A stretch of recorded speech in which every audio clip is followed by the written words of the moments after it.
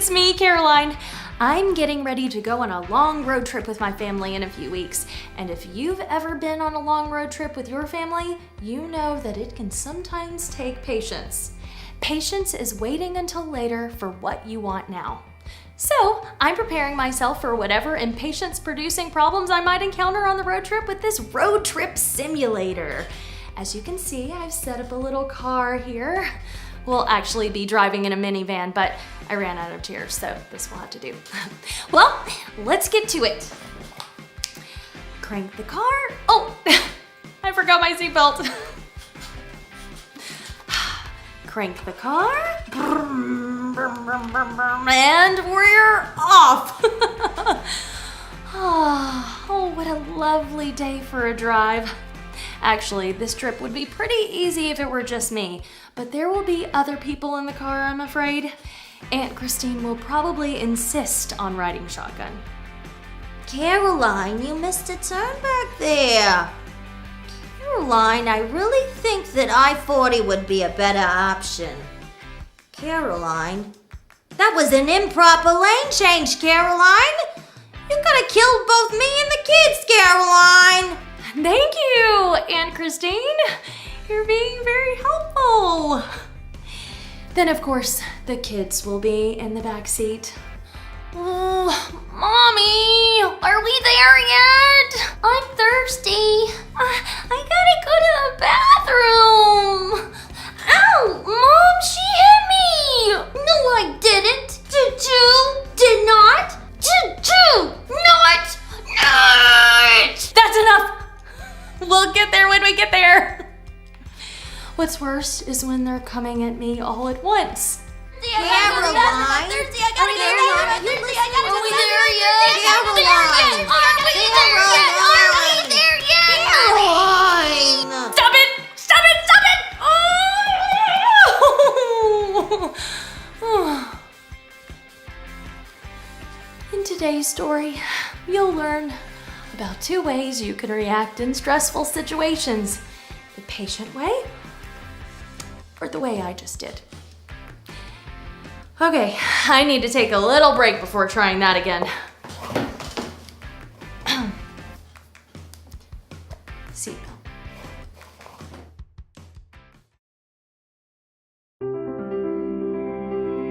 The Bible isn't just a book of random stories. It's 66 different books that come together to tell one story.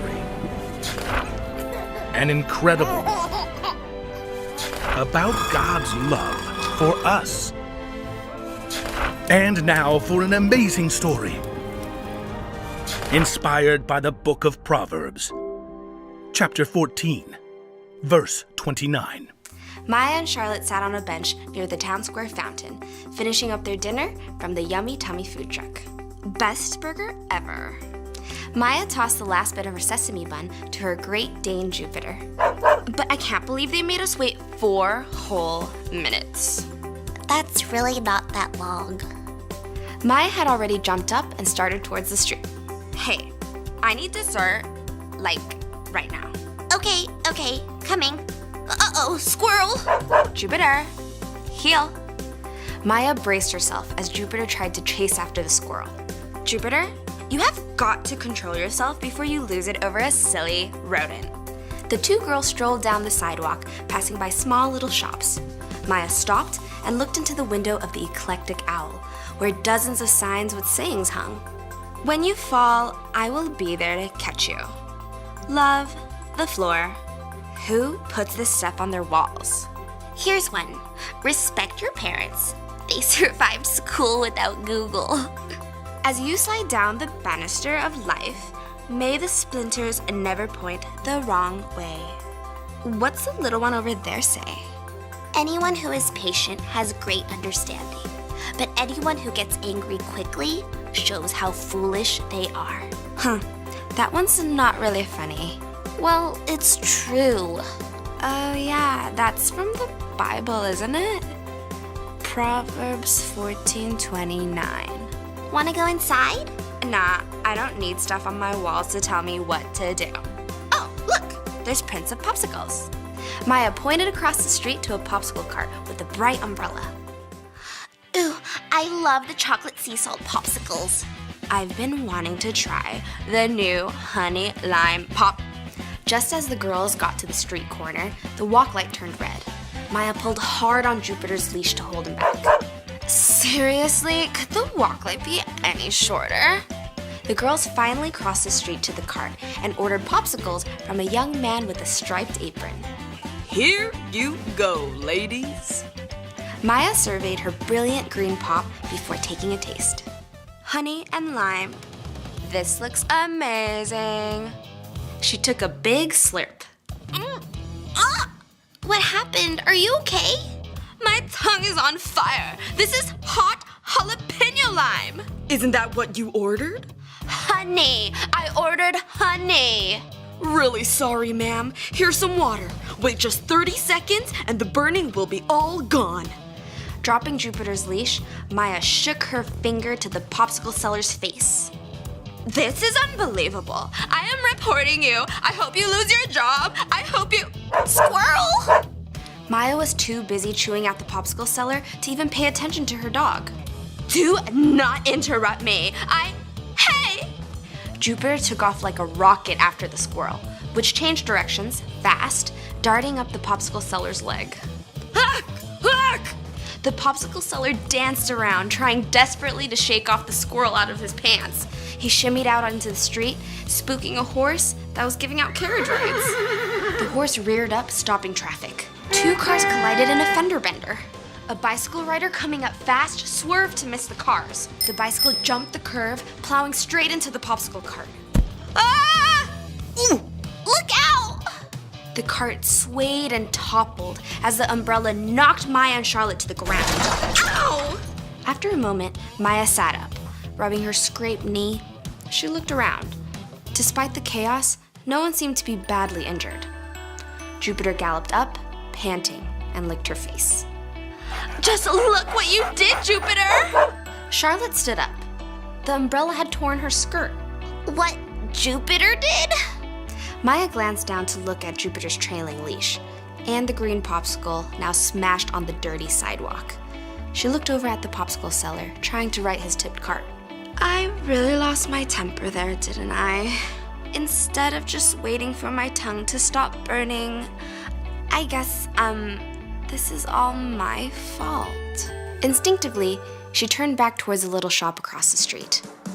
She couldn't read the signs in the window from here, but the last one wouldn't stop blazing through her mind. Anyone who is patient has great understanding, but anyone who gets angry quickly shows how foolish they are. Taking a deep breath, Maya patted her dog on the head and took the leash firmly in her hand. She and Charlotte, along with the bicycle rider, helped the popsicle seller lift his cart. I owe you all a big apology, and a lot of other people too. Once cleanup was done and traffic was moving again, Maya, Charlotte, and Jupiter headed towards the car. As they passed by the eclectic owl, Maya stopped and turned to Charlotte. Could you hold Jupiter's leash while I go in? There's a sign I need to buy. I thought you didn't need stuff on your walls telling you what to do. Maya grinned, rueful. Apparently, her temper could use a reminder after all.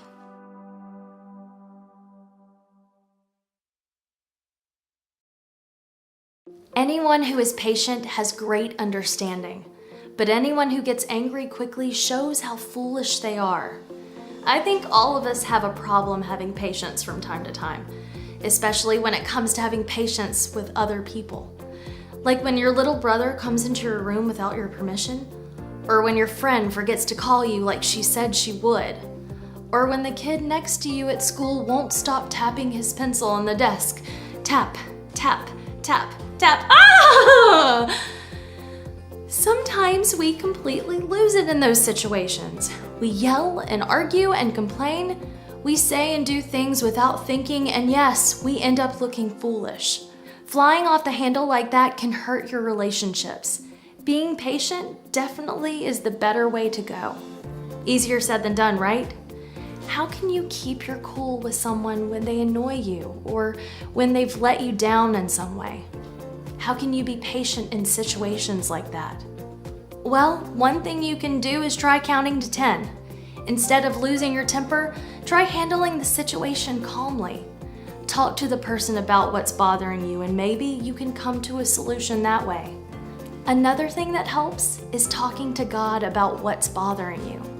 Take a moment and ask Him to help you be patient. Chances are, He's had to be patient with you a time or two. The one thing to remember today is this: when you think you can't wait, keep your cool. It could keep you from looking foolish or from doing something you might regret. Now, let's try this again.